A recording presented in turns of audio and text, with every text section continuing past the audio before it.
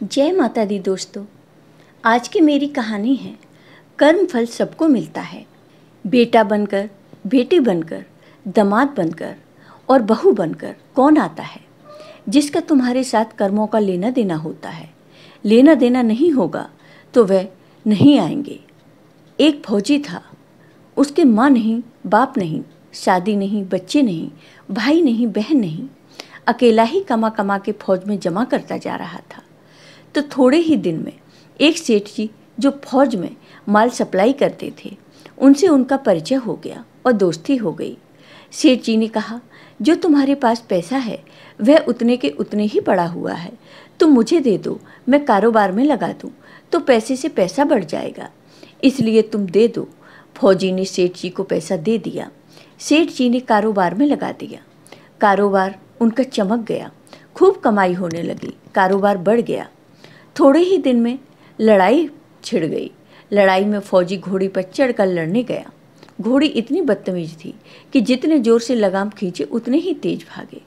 खींचते खींचते उसके गलफर तक कट गए, लेकिन वह दौड़कर दुश्मनों के गोल में जाकर खड़ी हो गई। दुश्मनों ने वार किया, फौजी भी मर गया, घोड़ी भी मर गई। अब सेठ जी को मालूम हुआ कि फौजी मर गया तो सेठ जी बहुत खुश हुए कि उसका कोई वारिस तो है ही नहीं, अब यह पैसा देना किसको।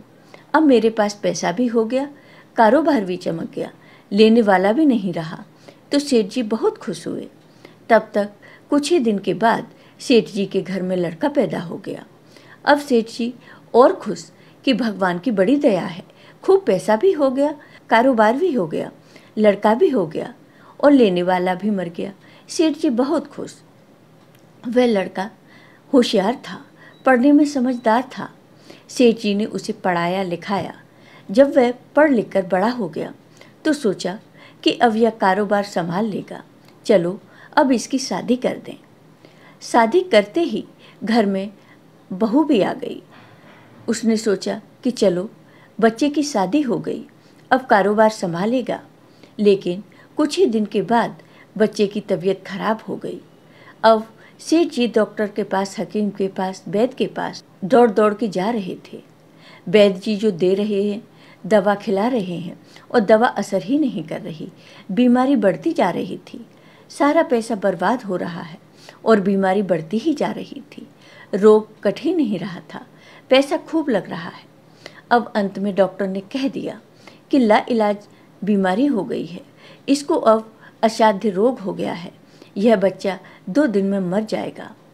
डॉक्टर के जवाब देने पर सेठ जी निराश होकर बच्चे को लेकर रोते हुए आ रहे थे। रास्ते में एक आदमी मिला। अरे सेठ जी, क्या हुआ, बहुत दुखी लग रहे हो। सेठ जी ने कहा, यह बच्चा जवान था, हमने सोचा बुढ़ापे में मदद करेगा, अब यह बीमार हो गया है। शादी होते ही हमने इसके लिए खूब पैसा लगा दिया, जिसने जितना मांगा उतना दिया, लेकिन आज डॉक्टरों ने जवाब दे दिया, अब यह बचेगा नहीं, असाध्य रोग हो गया है, लाइलाज बीमारी है, अब ले जाओ, घर 2 दिन में मर जाएगा। आदमी ने कहा, अरे सेठ जी, तुम क्यों दिल छोड़ रहे हो, मेरे पड़ोस में वैद्य जी दवा देते हैं, 2 आने की पुड़िया खाकर मुर्गा भी उठकर खड़ा हो जाता है, जल्दी से तुम वैद्य जी की दवा ले आओ। सेठ जी दौड़कर गए और 2 आने की पुड़िया ले आए और पैसा दे दिया। पुड़िया ले आए, बच्चे को खिलाई, बच्चा पुड़िया खाते ही मर गया। सेठ जी बहुत रो रहे थे और सेठानी भी रो रही थी। घर में बहू रानी और पूरा गांव भी रो रहा था।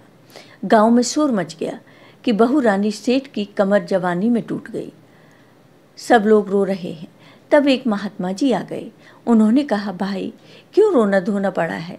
लोग बोले, इस सेठ का एक ही जवान लड़का था, वह भी मर गया, इसलिए सब लोग रो रहे हैं, सब दुखी हो रहे हैं। महात्मा बोले, सेठ जी रोना क्यों। सेठ महात्मा, जिसका जवान बेटा मर जाए वह रोएगा नहीं तो क्या करेगा। तब महात्मा ने कहा, सेठ कारोबार के लिए पैसा मिला था तो खुशी थी, अरे उस दिन तो आपकी खुशी का ठिकाना ही नहीं था। सेठ, किस दिन। महात्मा, अरे जिस दिन वह फौजी मर गया, सोचा कि अब तो पैसा भी नहीं देना पड़ेगा, माल बहुत हो गया, कारोबार खूब चमक गया, अब देना भी नहीं पड़ेगा, तब तो तुम बहुत खुश थे। तब सेठ जी ने कहा, हाँ महाराज, मैं खुश तो था, तब महात्मा ने कहा, और उस दिन तो आपकी खुशी का ठिकाना ही नहीं था, पता नहीं कितनी मिठाइयाँ बट गईं। तब सेठ ने कहा, किस दिन? तब महात्मा जी ने कहा, अरे जिस दिन आपका लड़का पैदा हुआ था। तब सेठ जी ने कहा, महाराज, लड़का पैदा होता है तो सब खुश होते हैं, मैं भी हो गया तो क्या बात है? तब महात्मा जी बोले, उस दिन तो खुशी से आपके पैर जमीन पर नहीं पड़ रहे थे। सेठ बोले, किस दिन? महात्मा, अरे जिस दिन बेटा की शादी होने जा रही थी। तब सेठ जी ने कहा, महाराज, बेटा बिहाने जाता है तो हर आदमी खुश होता है, तो मैं भी खुश हो गया।